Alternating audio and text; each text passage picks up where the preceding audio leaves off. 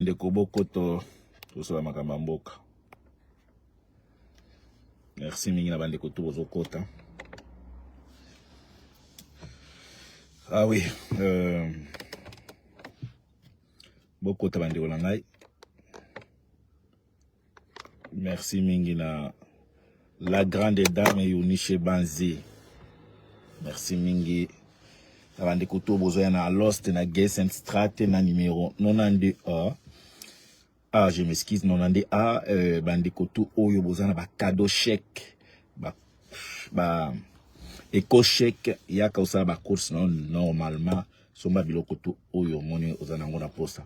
Merci mingi na la grande na Marius Baende, merci mingi na Vincent Kambale, merci mingi na Jean-Claude Kouloutou, Jean-Claude Vouemba, merci mingi na Nico Hitler, Parti Electro, et sans oublier joyeux anniversaire à Bokechua Yambo. Bandeko na ngai na embango mbango nde balobaka na lombango parce que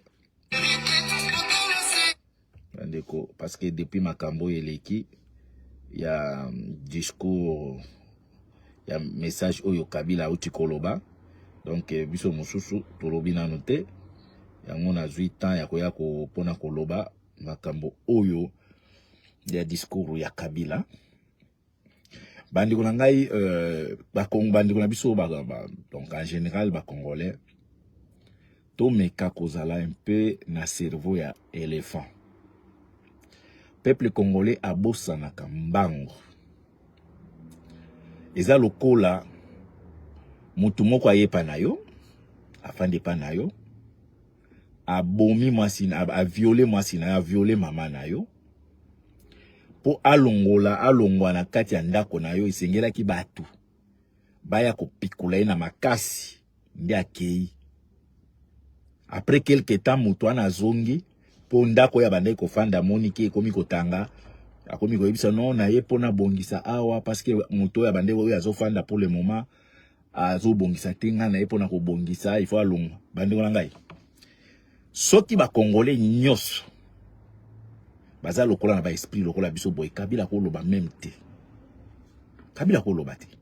Mais comme écoutani na peuple moko oyo ba affaiblir parce que bozo mona lelo na pouvoir ya Congo ezali plan mobimba ko affaiblir peuple. Bato tout bomoni Kabila abimi est-ce que na ebité bato tout so basala analyse lokola ngai. Félix lelo azana muto amboka. Félix a commis place wana par hasard te. Ezaki plan mobimba ba préparaki pona continuité na bango ya ko continuer na ko gérer mboka. Ba moni pona ko gérer mboka il faut tozwa IDPS et tozwa Félix. Oyo boyokaki Nicolas Kazadi alobaki Kabila afandi atali amonike parti eza sérieux eza IDPS. Ça veut dire quelque part Kabila il fait partir na bilan ya politique au Félix azo mené pour le moment na Congo.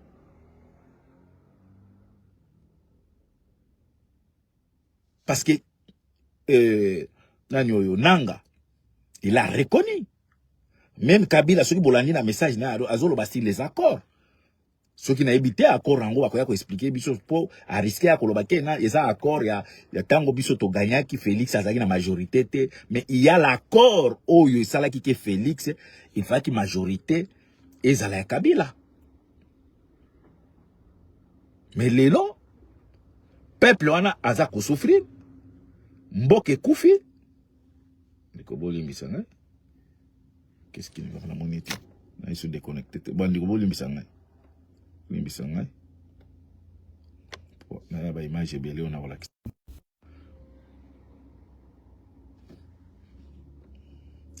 lelo Kabila bimi comme un sauveur bato pe bakomi ko beta maboko Kabila lobby bandeko comment tokoki kozala ba peuple mouton comme ça.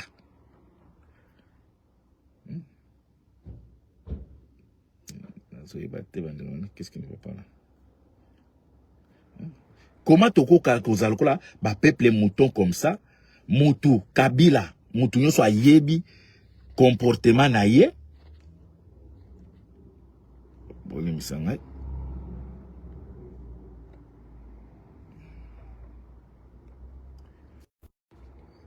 bomisanga moke bandi ko ngai lelo Kabila komi kobima lokola sauveur et ezana bato oyo surtout ba journaliste o ba na Belgique ba na France bokomi ko avant même boya ko prêcher Kabila il y a pas longtemps bozaka na Kinshasa bo bandai ko attaquer Kabila na jour azo kende ko zo avion bozako ibse yiwana ki akozonga lisusu te mais lelo bokomi ko ya ko prêcher Kabila que Kabila c'est lui l'homme du moment ou bien c'est lui qui va donner la solution au peuple congolais.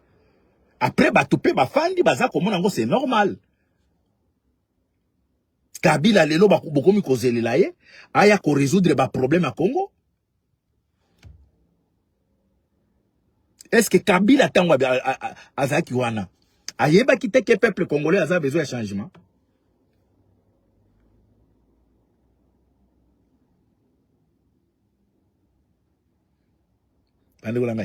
Kabila ayeba kite que peuple a besoin de changement. Mais Kabila sala ki nanko.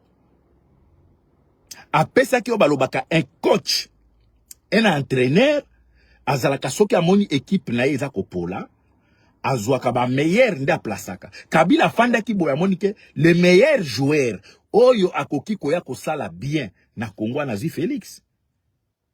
Ça veut dire soki équipe eza ko beta, entraîneur a sali plan de match, apesi nini plan. Boke bopoli balongola kana ni entraîneur te. Mais entraîneur muto azaka ba problème. Makambo zo le kana Congo pour le moment, l'entraîneur c'est Kabila. Avant de boyer, à boyer volonté à peuple, Kabila a souhaité, a préféré, à kende kosala accord na mutu. Sans même abanga peuple. Mais lelo Kabila aye, ba journaliste mususu, bazo le kanaba média, pour na koya bisa batuke Kabila c'est la solution, Kabila il faut ya kolongole la biso Chilombo, Kabila, bande kolangai. Est-ce que bino bozo e bateke Chilombo Azawana c'est la continuité de Kabila. Oben ina kwa loba boy. Le jour toko perdre pouvoir na mboka toko kima mboka oyo. Boy bisanga Oben ina kwa kima. Azawana ti. Efti so kaza député so kaza na je ne sais pas so kaza na. Bata Kabila bakima bazawana. C'est la continuité bande konangai. Naza koya na discours ya Kabila. Bande konangai botika kozala distrait. Na ba journaliste oyo baza koya ko prêcher Kabila comme un exemple. Iza lokola mutoza besoin ya kobota ata mutoza na sida e ya kaka ochanga zemi pona bota kaka. C'est quoi ça? Ba journaliste bozozo abena temps et pourtant il n'y a pas longtemps pour bande ko critiquer Félix Kabila. Bozaki na Kabila boyo koma na bolongwe pa Kabila na Olivier Lembe boyo koma na Félix na Banyakero bolongwe na Nyekero boyo kozonga iso bokomi komona ke bokomi ya Kabila boye libanda parce que Congo ezana no na ba Congo ezana no penza na batoyo conscience eza normalité eza normal parce que ezana bato mususu oyo sengelaki kolatisa bango ba pile. Après avoir soutenu Kabila, bon soutenir Kabila. Kabila Longwe, allez. Félix aïe, beaucoup mais na Félix. De l'homme makambo bobe manaki na Félix et banité na Nyakero. Boye beaucoup mi compré, boye li sous na poto beaucoup mi prêcher à diaspora et ba combattant. Nzambe na ngai vraiment. Mais un jour beaucoup regretta Kabiso bandeko. Comment bato koyo prêcher Kabila mutu nyoso ayebi bila na ye après bozolo bake Kabila atik a passé qui passation pacifique ya wapi nanya yebi sibino ke Kabila asala ki passation moko pacifique démocrate nini. Pourquoi boza inconscient comme ça? Est-ce que Kabila atika ki pouvoir na facilité? Élection o esengela ki ele kana 2011 et na 2016 et qu'on les canons en 2018.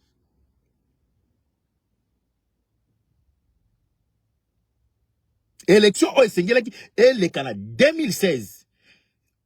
Et qu'on les canons 2018.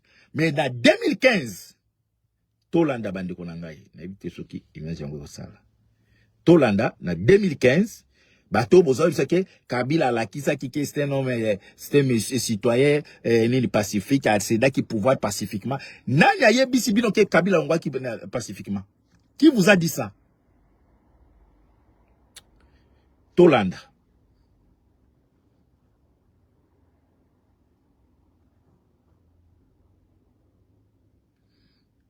International condamne les violences survenues à Kinshasa ces derniers jours en marge d'un débat au Parlement. Plus de 42 morts en seulement 48 heures lors de manifestations qui ont dégénéré en affrontements en cause d'un projet de révision de la loi électorale susceptible d'entraîner le report de l'élection présidentielle fixée à 2016. Florent Gilles, directeur adjoint du Desk Afrique de la FIDH, est avec nous sur ce plateau. Merci d'avoir accepté notre invitation.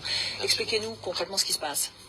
En gros, le Parlement congolais a voté samedi une loi pour modifier le code électoral de sorte à contourner l'interdiction de la Constitution pour le président Kabila de se représenter. Donc il y avait deux choix possibles, soit modifier la Constitution, manipulation qu'on a vu venir depuis longtemps et contre lequel les populations se sont mobilisées depuis très longtemps, ou passer par une modification du code électoral pour permettre à Joseph Kabila de se maintenir au pouvoir, puisque la loi électorale dit qu'il faut un recensement, et ce recensement général va prendre au moins 4 ans selon les estimations les plus... Bandeko, uzoyoka, mutoyo lelo, azako yako prêcher la démocratie. Buzoyoka ba evre na ye. Kabila tika ki pouvoir na gentillesse. Pour lelo Kabila ya nako tia discours na ye bandeko na ngana ko décortiquer ni discours na ye. Non. Peuple congolais. Na Congo c'est comme Okobo manayo mutulelo. Bunga ka après 5 ans, zonga na yo yeba ke condamnation na eleki nango okozonga pe wena ba proposition mosusu bato ba beteli yo maboko. C'est comme lelo ninge toza boy. Lelo tozolo ba ke Félix était dictateur. Mais je pense que ce qui lelo Félix Alongwe dans 5 ans Félix akozonga bato musu ba kosenga juste Félix zonga yo tango zaki awa zaki bien. Donc peuple congolais peuple moko inconscient. Donc tozoye baté le changement, ça veut dire quoi? Changement ezali kosala makamba mais def ceux qui na Poutine était oya longwe oya longwe, c'est ça c'est Kabila il voulait faire. Afandi sina no Félix o yemoko Félix alobaki Kabila za luka marionnette moko oya afandi saye pour chauffer les kiti. Zoka ezaki yemoko. Donc ende bon monake Kabila atika ki pouvoir na facilité te. IDPS. Boye bake, bo trahir mboka. Bo trahir mabele IDPS. Oh, bozolo bake Kabila afandi boye a cédé pouvoir pacifiquement a pesinini IDPS au moni parce qu'à mon ke IDPS bo trahir mboka. Bata IDPS bo teki mabele. Na uti ko lakisa bino ba information ya 2015. Kabila ligaka kendete. Ce qui moi si oyo ni aniki ale asaniki ale asali combien de tours na Congo pona ko yebisa Kabila que tu dois dégager. Est-ce que Kabila liga okende bino bataille de pes bokoma ki faible bataille de pes bobande kokate Kabila a tchaki bino bokoma na essoufflement bato ba ko sala face na Kabila c'est l'église catholique Tolanda.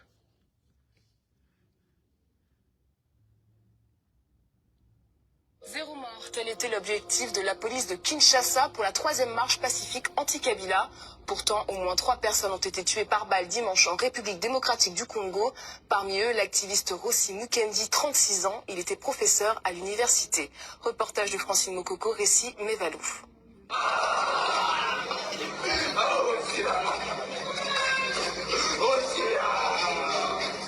Les hurlements et le désespoir d'un frère.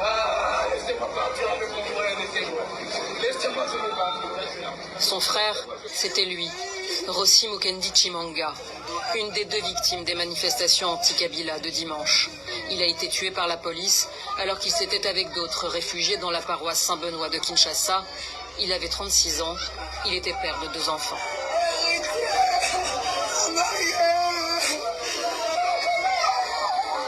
La douleur semble avoir fait perdre la raison à sa sœur, comme à sa mère, que des proches entourent malgré leur propre peine et leur impuissance. Quant à son père, la colère l'empêche presque de parler. Le sang de mon fils qui ira vengeance, qu'il vente, qu'il pleuve ou qu'il neige, j'ai investi dans cet enfant et il était devenu l'espoir de toute une famille. Rossi était assistant à l'université. Il dirigeait le... Bandeko boyoki papa ya Rossi Mukendi a investi na kati ya vina. Donc famille oyo ya Rossi Mukendi ezali victime ya Kabila. Famille wana Rossi Mukendi akufi, mama la papa akufi, mama akufi, bale kine mususu, famille écoulée. Tiko bokoye bisanga nini ba Congolais. Tango famille ya Rossi Mukendi eza komona Kabila za koya kolobela la démocratie. Bokoloba nini? Mais peuple na biso toza la quand même battu, toza quand même mayele. On ne peut pas accepter tout. Non, exemple comme tu dis non ça non ça ne va pas passer. Toza lokola batu ya IDP cité. Baza kondi mak pouvoir. Donc oyo monike batu ya IDP baza prêt kaka po bazwa kaka pouvoir.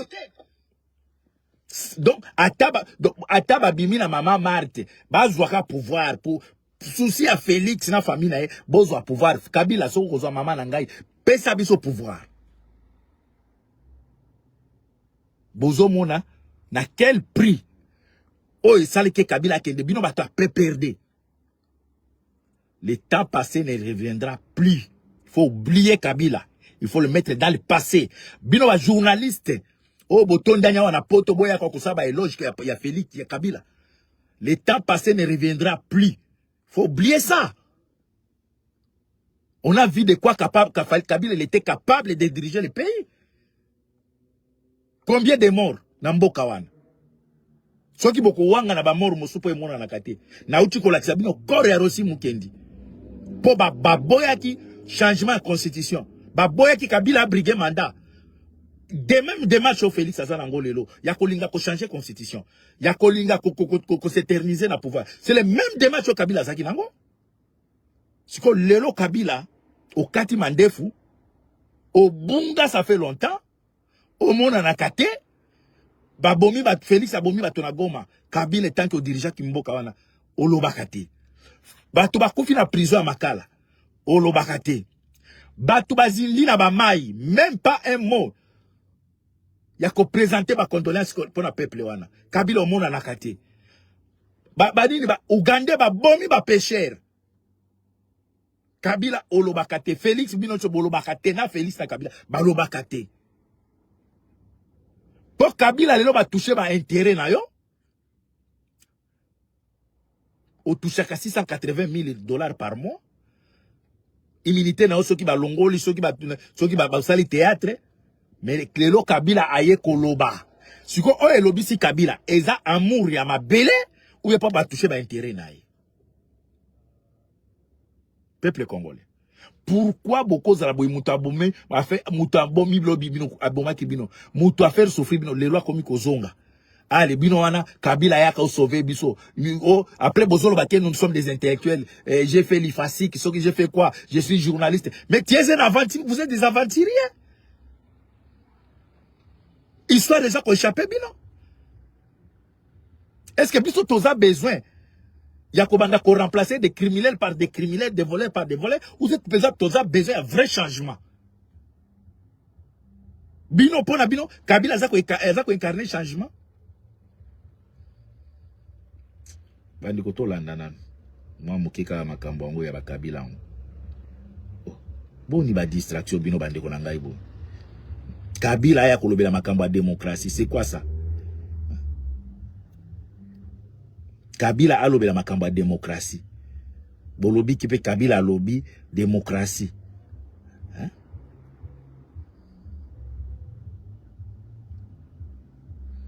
Bolo misanga bani wana po, il faut na lakisa bino bomona ke bandi ko la biso ba congolais air moko.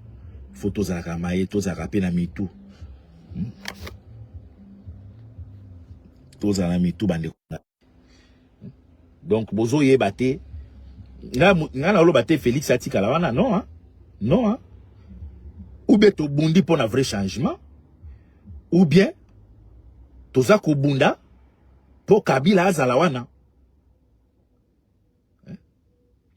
bande kolanga, ou bien to bundi pour changement et salema, ou bien tozo bunda pour Kabila azala wana to yokana no Kabila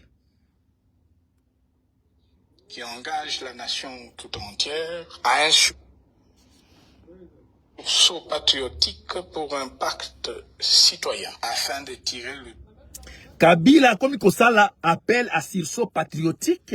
Kabila le peuple wana kufa kolobakate o mona nakate place pour kende yeba nakate peuple aza okufa. Kabila lobakate lelo Kabila aye kolakisa bino que c'est un patriote. Ah ça l'appel patriotique, sursaut patriotique. Tout comme Félix azakaye kana ba fête na ba match partout, ce qui a monika comme besoin il y a peuple a l'ende Félix akoya avec un discours patriotique. Peuple congolais bato baza ko souffrir, c'est nous le peuple. Botika kolanda ba Kabila wana ba Félix tokende tolanda pays du gouffre. Le travail hardi qui s'impose à nous portera notamment sur le 12 points suivants. Mettre fin à la dictature, mieux à la tyrannie. Boyoki Elokwana, mettre fin à la dictature. Est-ce que c'est un démocrate?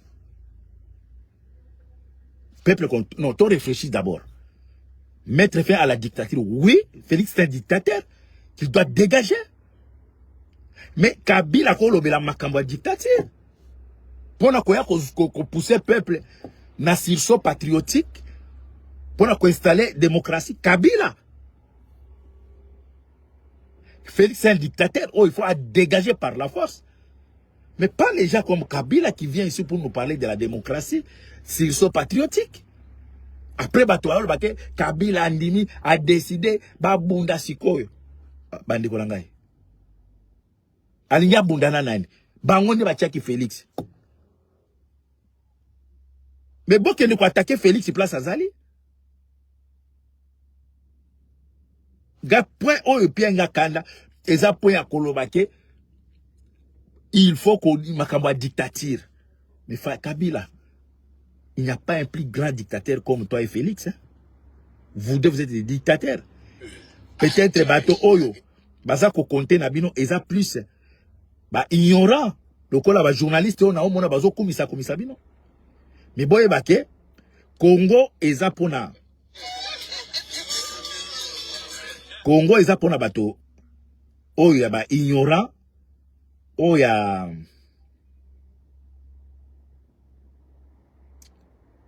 Congo eza pona ba ignorant oyo ya ba journaliste o bozo mona o ba komisa bande ko ngai ba kosa binote ba tromper binote. Kabila, c'est le meilleur, pardon, Kabila c'est le coach, où a sélectionné qui les meilleurs, et parmi les meilleurs, où il a sélectionné qui peut aligner comme des joueurs, c'est Félix. Ça veut dire, oh, le lo, boza ko vivre le lo, et sa continuité, il y a politique, il y a Kabila. Ce qui Félix a touché à intérêt, n'a été, Kabila n'a qu'à faire kimia. Pendant ce qui 6 ans, Kabila tika kolobate. Bato bazo kufa Kabila lobakate, même ko présenter ba condoléances. Mais tout le monde ka Kabila yo anabimi avec posture hier comme un président, akena ba drapeau na sima, oya koko, bandi kolanga. Bato o message wane koko tabango izaka ba ignorant. Félix doit dégager Kabila a toza besoin na yo te. 18 ans to bundi na yo. So ke zaki nini Trump c'était Kabila héros. Alinga kia sala mabe ya mabe. Ake kozuye la biso sikoyo. Muto pe susu dictateur na ndenge ya tribalisme. Sikoyo bandi kolanga tile lo peuple congolais besoin conscience te. Ya komona ke non to ko continuer na biloko to a besoin de vrai changement. Ba pays to Afrique eza ko avancer. Mais bino bo fandi boye ba journaliste alors ba français bien au moins azako détaillé tengi Kabila c'est lui l'homme par qui il faut passer par libération. Qui vous a dit que Kabila a libérateur? Le temps passé ne reviendra plus, il faut oublier. Il faut mettre Kabila dans le passé. Félix a dégagé. Félix a kende. De même manière, les lobino boza qu'on maltraité. Bah Congolais, c'est la même manière fait Kabila Salaki. Donc le peuple congolais est sa victime. Il n'y a pas politique au Congo, il n'y a pas leader. Différence exacte entre Félix et Kolobake, Tolongola, Nini, Félix a Kendindo, pour Kabila et Abandeko. Bolongoli Saint-Pierre, Boti Saint-Jean. Bah, tout le monde. Et loko oh ils ont salake bon mon Kabila lobby c'est plus des intérêts. Nga kaise Kabila tango ko le kaboy. Par rapport à Makambo nanga sali na bagoma partout Félix Aboma ba wazalendo to mona ke Kabila a le kalo ba na présenter ba condoléances na départ nanga depuis na kendaki na totaliser nombre de morts oyo na ten na rapport ya ONU na présenter ba condoléances na ba famille tout au ba perdre non Kabila. Donc ça veut dire politique ya Félix na Kabila ezandenge moko bandeko na ngai. Félix a dit que jamais qu'on présentait ba congolais c'est pas peuple congolais. Kabila pe aye abungi soki pendant soki 6 ans à l'obakate soki 7 ans aye kambala moko al message à la nation. Quelle nation yoza ko adresser message? Nation oyo oboma ki bango. Le 11, je pense, le 28 novembre 2016, 11. Kabila, Obosani nenge, ba militaire no ba beta ba tuna aéroport. Le lo komi démocrate, pour écouter na peuple moko ignora, peuple moko a comprendre na kailo côté, peuple oyo asa facile à manipuler, mais ba tulokola so biso ko lekate. Et ko lekate parce que conscience cerveau ça fonctionner normal. Tobundi na Kabila, ti le lobi soto na poto tozo bon. Tobandaki na Kabila, to moni ke continuité zo continuer, ya go moni to kitate parce que to dit que Félix c'est la continuité à Kabila. Pourquoi bande ko ngai boko za ba ignora? Oh, ba kasinanya ko benga na Félix. Po bino bo moni Félix ali bende ke ba ko longo ana te. Bino moni eli bende. Oh. Félix azo kende. Félix azo kende bande ko ngai. Mais tokoki ko accepter kakana muto abuti ko boma peuple muto ya tika pouvoir par la force nde aya comme libérateur lissus bandeko tous ça quand même la conscience botika kolanda ba journaliste oyo mutu mobimba fandi boye tata mobimba banda ko sala na mama mobimba bo banda ko sala ka ba louange Kabila zonga le temps passé ne reviendra plus. Il faut oublier ça. Kabila, il faut le conjuguer dans le passé. Félix, déjà, il est dans le passé. Ça reste seulement l'accomplissement. Comment on appelle ça? Flatteur. Bino ba journaliste oyo to mona bino. Est-ce que tango Kabila zaga na pouvoir? Makambo bande ko sala bobando mona ngote. Mais bobande ko travailler na ite. Bobande kote Kabila zoko boma. Kabila bomi Chebea, abomi Arma Tungulu, abomi Nini Bazana, abomi bata IDPS. Mais bozaki na kuna bo komisa eh. Kabila ke Félix aye, bo travail sur la Félix. Bo travail na Félix, les journalistes sont au mona bino na poto. Après boye awa. Biloko boweni kuna na banyakeri to ebite, boye awa, bo bandili susu ko komisa muto aboma ki peuple. Et pourtant, tant que vous avez na Kinshasa na Félix, vous bandez qu'on loba contre Kabila. Mais les lobos comme Kabila zonga, tosenga yo pardon, bande konangai. Il faut pas suivre les gens inconscients comme ça, s'il vous plaît. Congo, ils apprennent à biso tout, tous ont le droit qu'on réfléchit, il y a comme on a que oh ça ne va pas, oh ça va. Kabila kozonga kate. Kabila kozonga kate, pour Kabila akendaki na voie pacifique te. Kabila akendaki par la force. Pour les lobos ya koyebisa kabiso Kabila zonga ka c'est comme Kabila sala ki ba vraiment ko ya bien ya makasi Mobutu ya zaki dictateur atiki la biso ba palais du peuple atiki la biso ba po maréchal atiki la biso ba barrage ya Inga mais na bino na Kabila bobo minyosoti na Kabila na bino bobomi na muke o dictateur bolobaki Mobutu dictateur atika bobomi nyoso ya quoi encore parce que politique au Félix Osala lelo ils a choisi Kabila comme entraîneur comme coach Augustin Kabuya lobaki yango Kabila fandi boy a monique parti aux série eza IDPS donc boza wana par choix ya Kabila Félix aza ko dirigé par choix ya Kabila siko Kabila kozala épargner ndenge nini na bila ya Félix ezaka pas ba inconscient de baza komona que c'est normal Kabila aya lelo oh Félix a comme dictateur non non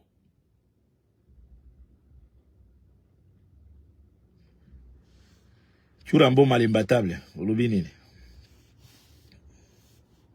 bande ko ngai lit na biso eza lit ya ba positionnement te na sala boye po ba mona ngai po lobi na se retrouver non lit na biso eza pour le changement ba journaliste o bozo mona bazozo ba temps ya koya ko sala apologie ko komisa Kabila ko adorer ye bande ko sont des flatteurs Kabila conseil na kopesa yo nos frères kassaïens ce sont nos frères congolais mais dans la politique il ne faut pas faire confiance à nos frères kassaïens tala bato nyonso bazo komisa yo lelo il y a pas longtemps bazaka na yo batiki yo bakomi okomisa Félix ba moni soki ba intérêt na bango soki nini simbital ba ekoto ba komi okomisa yo ba journaliste o wana prochainement na koyana ba vidéo na la kisa bomo na ndenge baza ko attaquer Kabila kaka les mêmes journalistes o ba komi okomisa bino le Félix et na Kabila tozwa maele bandeko na ngai to bundaka pona changement to bundaka te pona positionnement pour la mona ngai non biso tozo bunda il faut un vrai changement.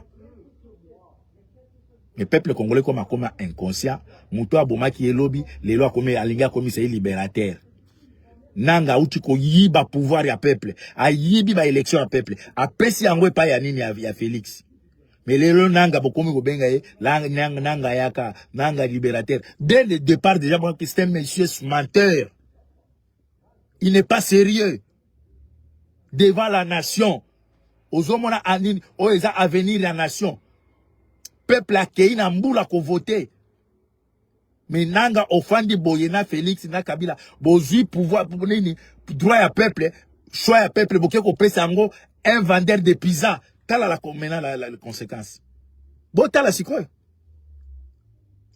yo nanga we ko bimila biso na Kabila bo bima ba libérateur mais entre temps toujours que bato bazo kufa ba souffrir boyebi comment diaspora za ko souffrir na kotinda ba mbongo pona ko aider ba famille na politique ya Félix oyo ba budget na bango Nicolas Kazadi auti kolobake ebimaka pona ba projet mais izaka ba partager ba si ba lien nyonso mais c'est le choix de Kabila mutasala choix wana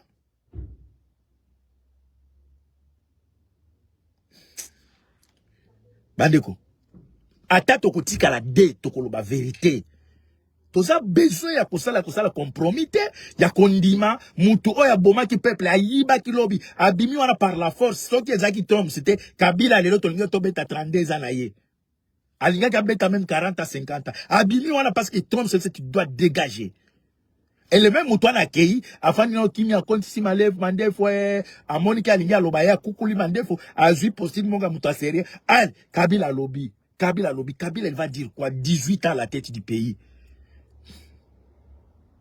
Ce qui bolingi boye ba Kabila mais bota la 18 ans salaki mboka na ezaki ndeni etambole ndenge nini ce qui bolingi ba Félix mais bota la bilan na e comment ndenge bomi li suko lika même na place Kabila tikaki Kabila ba boma ki place Mobutu tikaki bango ba bomi ba e ko pesa lisusu oyo eza penda na ebite ndenge nini to qualifier Félix.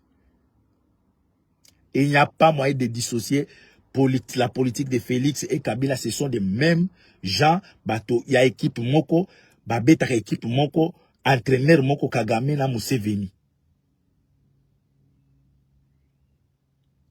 Ngala kanisa ki ata Kabila okoya taboye, boli mbisanga bande konangai.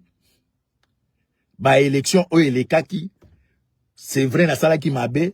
Na se trompa qui na vu pouvoir ya une volonté à peuple na ke ko pesa mais c'est non oye quand bala moko boye pas même s'excuser Pas même qu'on s'enga pardon à la nation.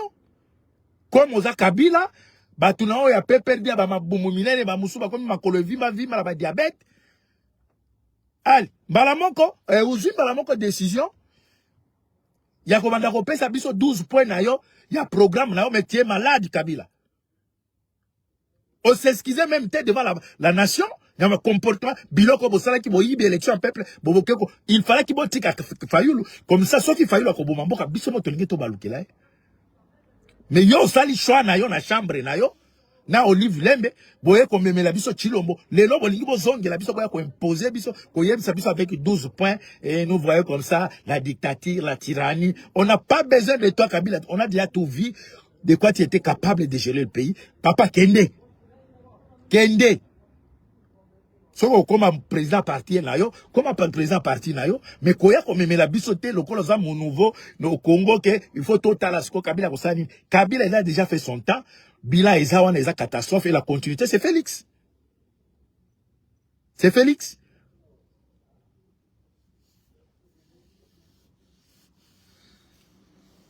Donc bandeko na ngai message nazaki nango yango wana. Botika kolanda ba journaliste o baza ko ya ko yebisa ko lakisa bino ke Kabila aza ko incarner espoir ya peuple congolais. Non. Non. Bolingi même bon manda ko manipuler batu. Oui, Kabila eloko alobi ya solo. Que les Baswahili ils sont arrêtés, c'est vrai. À cause cité. Mais Kabila ko bossa na teke o kanga pe batu ebele. Batu bakufa sous pouvoir na yo. Chebea akufila ki wapi.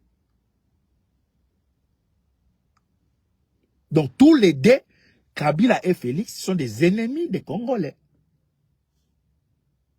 Bango tout basenga ka pardonner, bango tout mibale batika ko jamais ko présenter même ba condoléances c'était depuis Kabila zalaka wana naka Félix azawana. Est-ce que possible moni peuple congolais ko fi ba kitisi drapeau ba tiango na ber mais bon monango boyoka yango. Tiko tozo zela sikoyo yo Félix. Oh, c'est moi le président de la République. Je ordonne de faire ça. C'est moi le garant de la nation.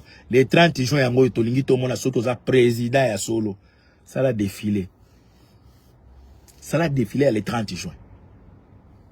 Donc, boye ko bossa ni sa peuple, histoire les olongwa kaka boye, bana na école bazoye bakateke le 30 juin za jour indépendance oyo, mboka ila kisaka force nango. Depuis Félix a commis on a bandiko, boye sanga le 30 juin sali yango. Défilé za wapi.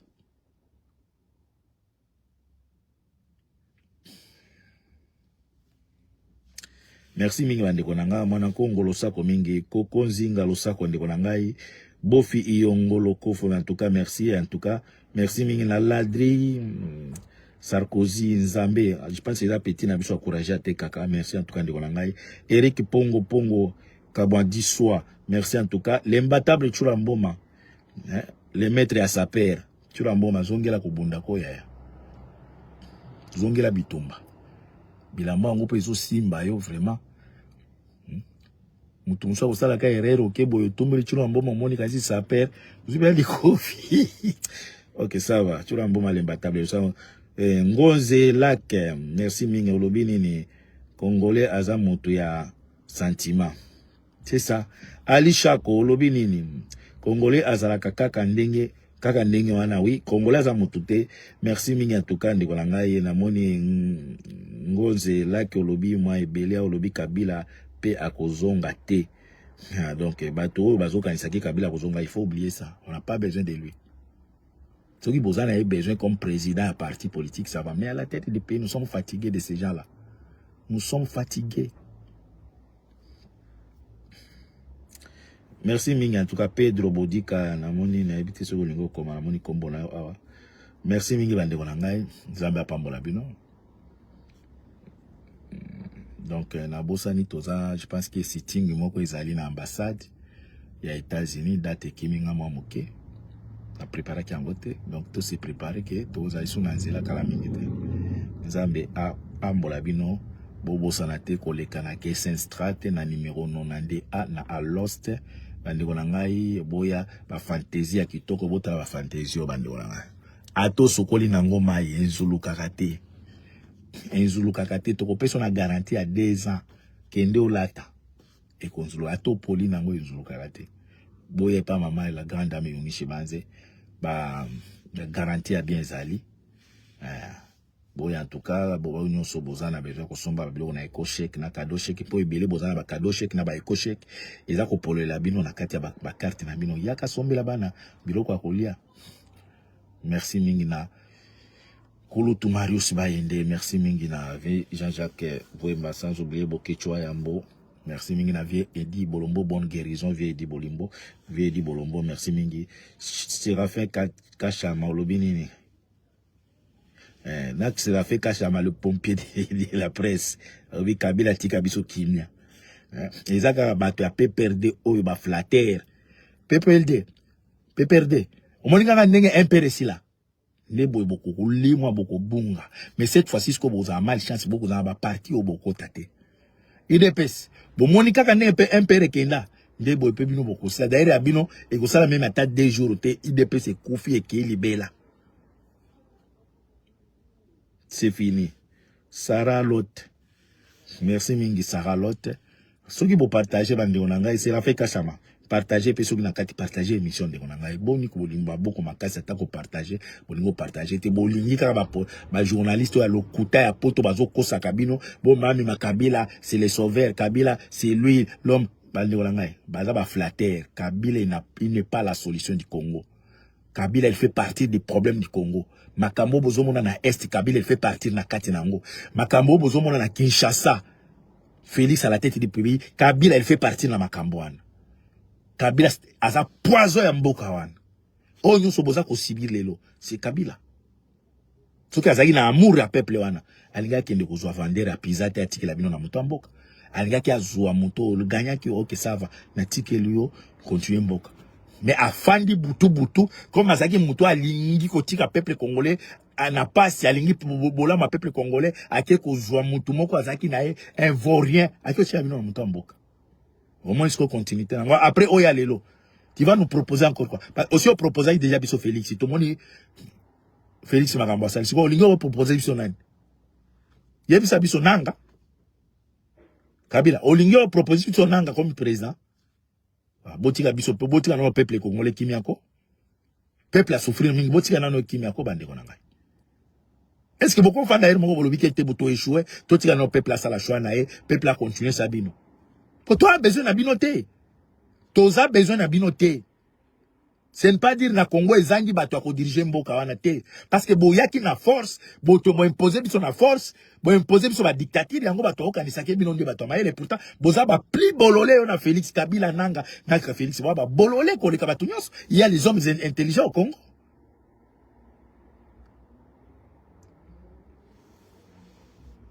MC Futuroscope, merci d'intégration. Futur horoscope, je ne sais pas. Je m'excuse. Ok, bande olangai. Natiki bino, na sali par nangai. On continue toujours à faire par nangai. Atato tikale à deux, on va parler. Peuple a besoin de la vérité. Toloba, toyebi sabino. Félix, dès les premiers tours, c'était un aventurier. Ako aboumi mboka, teki mboka, lelo. Bozakata na courage te akoya kolobaki ba boketu na eso babanda makambo ba dénoncer Félix Kala. Kaka neto c'est que Nanga ce n'est pas un homme à faire confiance.